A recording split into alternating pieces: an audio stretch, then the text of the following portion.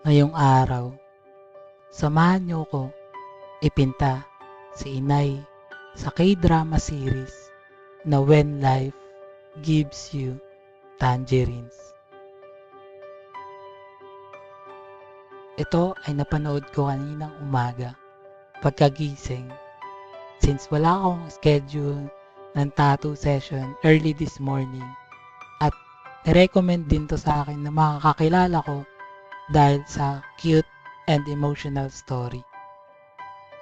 Kahit na love yung tema nito, nakarelate pa rin ako dahil sa pilot episode highlighting a love of a parent to her daughter. Naalala ko tuloy yung mother ko who passed away 8 years ago sa unexpected reason dahil napakabata pa niya. Marami pa siyang pangarap na di natutupad para sa sarili at para na rin sa pamilya niya. Ako, marami pa talaga ako gusto maranasan kasama si ma'am.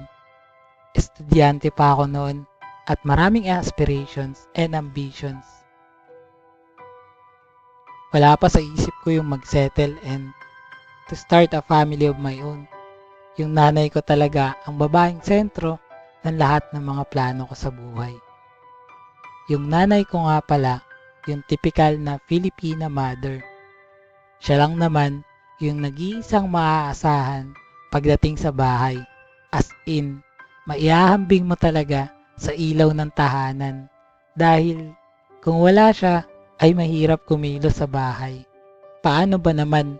Siya lang naman ang kaisa-isahang tao sa bahay namin na gumigising ng madaling araw para mag-asikaso ng mga pagkain, susuotin, at dadalhin naming 7 magkakapatid na papasok sa eskwelahan. Tuwing weekends, gumagawa siya ng paraan para makalabas kami ng sama-sama at makapasyal na din. Mapalakad man, bisikleta, commute, papunta sa park, sa department stores o kahit nasa palengke lang. Sa tuwing may mga pagdiriwang at okasyon, siya yung palaging nagluluto. Yung palagi rin may hawak-hawak na kamera.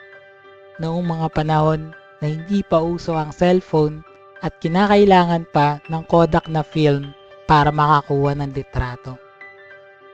Si ma'am na palagi kong kinagigiliwan ang mga kwento sa kanyang mga kaibigan tungkol sa aming mga anak niya at sa mga achievements namin sa school.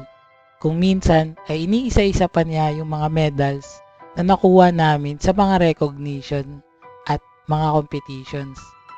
Ganon din sa mga artworks ko na pakiramdam ko ay sobrang proud niya sa tuwing inililipat niya ang bawat pahina. Siya din ang madalas na nag-aalaga sa akin at sa mga kapatid ko kapag nagkakasakit kami dahil sa nagpaambon sa labas, napilayan, natuyuan ng pawis, o nahawa sa kaklaseng may sipon at ubo.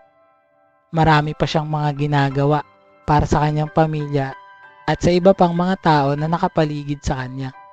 Pero isa sa mga di ko makakalimutan ay yung pagmulat at pagpapalaki niya sa aming lahat ng may takot sa Diyos. Tuwing araw na para pumunta sa church, isa-isa niya kaming bibihisan ng disenteng kasuotan at tuturuan ng mga Bible verse at palaging ipapaalala na kumilos na naayon sa lugar at magsalita ng may respeto at paggalang sa sino mang kausap namin, lalong-lalo na sa mga mas nakakatanda. Sabi nga, lahat ng tao ay magkakaroon sa punto ng buhay nila na sila ay mauulila, mawawalan o maiiwan ng mahal nila. Pero lahat ng lungkot at pagkamis ay mapupunan ng saya at comfort sa tuwing maaalala natin ang lahat ng mga sandali natin kasama sila at mga bagay na ibinahagi nila sa atin noong nabubuhay pa sila. Hanggang dito na lang tong video natin. Maraming salamat sa panonood. Goodbye.